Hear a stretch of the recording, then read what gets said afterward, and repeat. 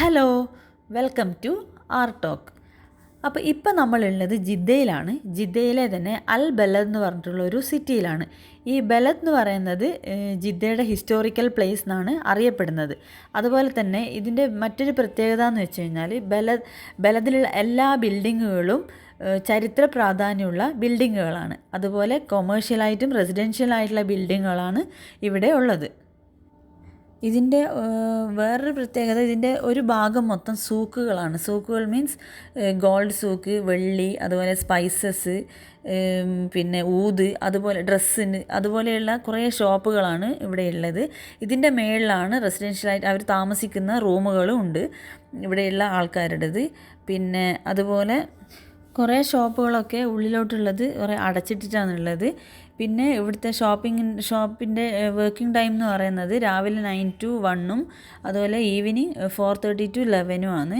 പിന്നെ ഇത് ഒരു വൈകുന്നേര സമയം ആയതുകൊണ്ട് തന്നെ നല്ല തിരക്കുള്ള സമയമാണ്. ആൾക്കാരൊക്കെ ഈ ഒരു ടൈമിൽ വീക്കെൻഡ് ആയതുകൊണ്ട് തന്നെ ഈ ഒരു ടൈമിലാണ് കൂടുതൽ ആൾക്കാർ വരുന്നത്. ഇപ്പം നിങ്ങൾ കാണുന്നതെല്ലാം ഇത് ഗോൾഡ് സൂക്കാണ്. ഈ ഏരിയ മൊത്തം ഗോൾഡ് സൂക്കാണ്.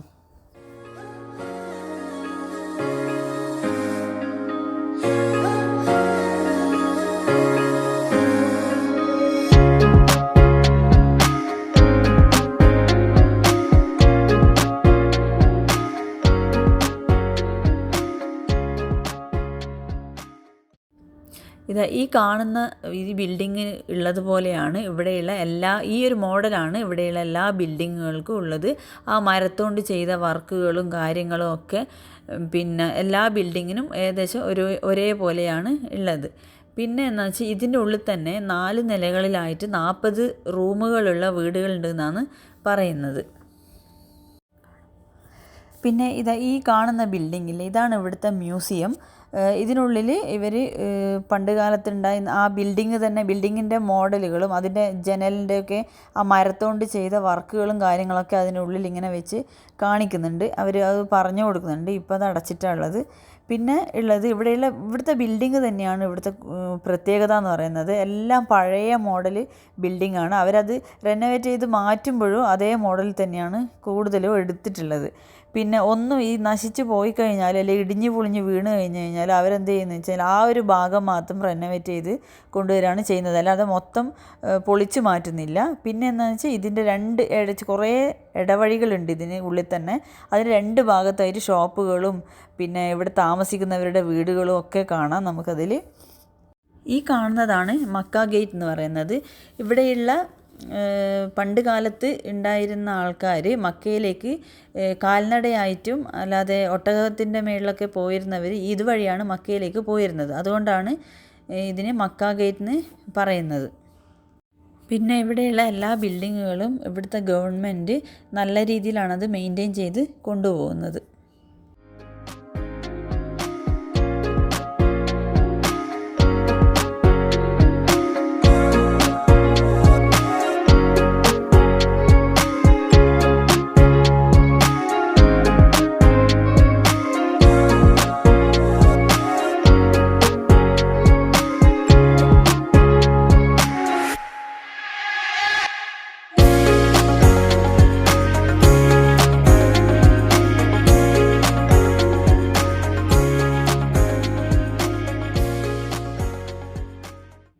ഇതൊക്കെ അടച്ചിട്ടിരിക്കുന്ന ഷോപ്പുകളാണ്. അതുപോലെ തന്നെ ഇവിടെയുള്ള ഷോപ്പുകളുടെ എല്ലാം ഷട്ടറുകൾ എന്ന് പറയുന്നത് കൂടുതലും മരത്തുകൊണ്ട് നിർമ്മിച്ചിട്ടുള്ളതാണ്. ഈ മരം 2 ഭാഗത്തോട്ടും ഇവർ മടക്കിയിട്ടാണ് അത് ഓപ്പൺ ചെയ്ത് വെക്കുന്നത്. ഇടവഴികളിലൂടെ പോകുന്നതുകൊണ്ട് തന്നെ നമുക്ക് ഏത് വഴിയാണ് നമ്മൾ പോയെന്ന് മനസ്സിലാക്കാൻ കുറച്ച് പ്രയാസമാണ്. പിന്നെ എന്നാലും രാത്രി ലൈറ്റൊക്കെ ഇട്ടിട്ട് ഈ ബിൽഡിങ്ങും ഇതൊക്കെ കാണാൻ നല്ല രസമാണ്. രാത്രി വരുമ്പോഴാണ് കുറച്ചും കൂടി രസം. നമ്മൾ പകലും രാത്രിയും വന്ന് നോക്കി. അപ്പോൾ രാത്രിയാകുമ്പോൾ കുറച്ച് ലൈറ്റെല്ലാം ഇട്ടിട്ട് നല്ല രസമാണ് കാണാൻ.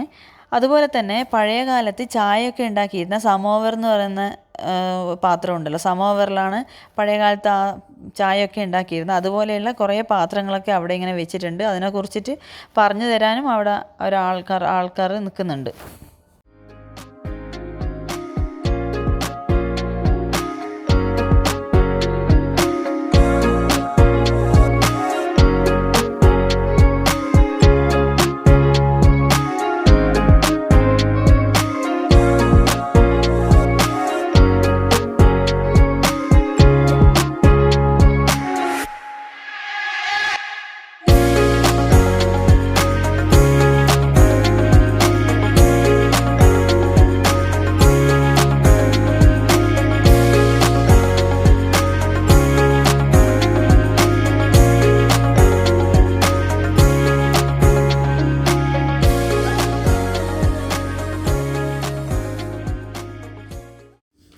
അപ്പോൾ ജിദ്ദയിലുള്ളവരോ അല്ലെങ്കിൽ ജിദ്ദയിൽ ഇനി വരുന്നവരോ ഒരിക്കലെങ്കിലും ഇവിടെ വന്ന് ബലദ് എന്ന് പറയുന്ന സിറ്റി വന്ന് കാണണം, എല്ലാവർക്കും ഇഷ്ടപ്പെടും. കാരണം നമ്മൾ ഇതുവരെ അല്ലെങ്കിൽ അധികം കണ്ടിട്ടില്ലാത്ത മോഡലുകളാണ് ഇവിടുത്തെ മോഡൽ ബിൽഡിങ്ങുകളാണ് ഇവിടെയുള്ളത്. അതുപോലെ അതൊക്കെ കാണാം. പിന്നെ കുറേ ഷോപ്പിംഗ് ചെയ്യാനുള്ള ഷോപ്പുകളും ഒക്കെ ഉണ്ട്. പിന്നെ ഈ ഇത് കണ്ടോ, ഇത് കാറ്റ് ഫീഡർ സ്റ്റേഷൻ എന്ന് പറഞ്ഞിട്ടൊരു ബോക്സാണ്.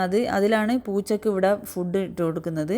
അല്ലാതെ അവിടെ എവിടെയൊന്നും ഇട്ട് വൃത്തികേടൊന്നും ആക്കൂല. ഇതിൻ്റെ അകത്ത് പൂച്ച വന്ന് കഴിച്ചിട്ട് പോവാന്ന് ചെയ്യുന്നത്.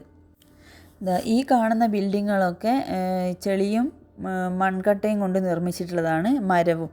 അപ്പോൾ ഇതൊക്കെ ഇടിഞ്ഞു പൊളിഞ്ഞ് വീണിട്ടുണ്ട്. ഇത് 7th സെഞ്ച്വറിയിലാണ് ഈ ബലദ് നിർമ്മിച്ചതെന്ന് പറഞ്ഞല്ലോ. അപ്പോൾ ആ ടൈമിൽ നിർമ്മിച്ചതാണ് ഇവിടെയുള്ള എല്ലാ ബിൽഡിങ്ങുകളും ഉള്ളത്.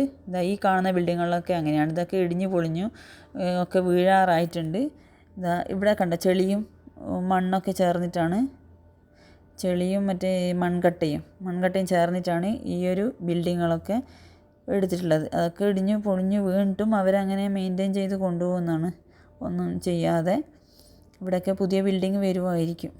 അതുപോലെ ഇത് റെഡ് സീയോട് ചേർന്നിട്ടുള്ള ഒരു തീരപ്രദേശം ആയതിനാൽ തന്നെ ഇത് പഴയ കാലഘട്ടത്തിൽ ആ ഒരു കാലത്ത് ജിദ്ദയിൽ നടന്ന എല്ലാ കാര്യങ്ങളുടെയും കേന്ദ്രമായിട്ട് ഈ ബലദിൽ പ്രവർത്തിച്ചിരുന്നു എന്നാണ് പറയപ്പെടുന്നത്. ഇത് അവിടെയുള്ള പെയിൻറ്റിങ്ങുകളൊക്കെയാണിത്. ഇതൊക്കെ അവരങ്ങനെ മെയിൻറ്റെയിൻ ചെയ്ത് വെക്കുന്നുണ്ട്, അങ്ങനെ സൂക്ഷിച്ച് കൊണ്ടുപോവുകയാണ് ചെയ്യുന്നത്. അപ്പോൾ ഇന്നത്തെ വീഡിയോ ഇത്രയേ ഉള്ളൂ. എല്ലാവർക്കും ഇഷ്ടപ്പെടുവാണെങ്കിൽ ലൈക്ക് ചെയ്യുക, ഷെയർ ചെയ്യുക, സബ്സ്ക്രൈബ് ചെയ്യുക. അതുപോലെ സബ്സ്ക്രൈബ് ചെയ്യാതെ വീഡിയോ കാണുന്നവരാണെങ്കിൽ ഒന്ന് സബ്സ്ക്രൈബ് ചെയ്യണേ. അപ്പോൾ നല്ലൊരു വീഡിയോ ആയിട്ട് വീണ്ടും കാണാം. ബൈ.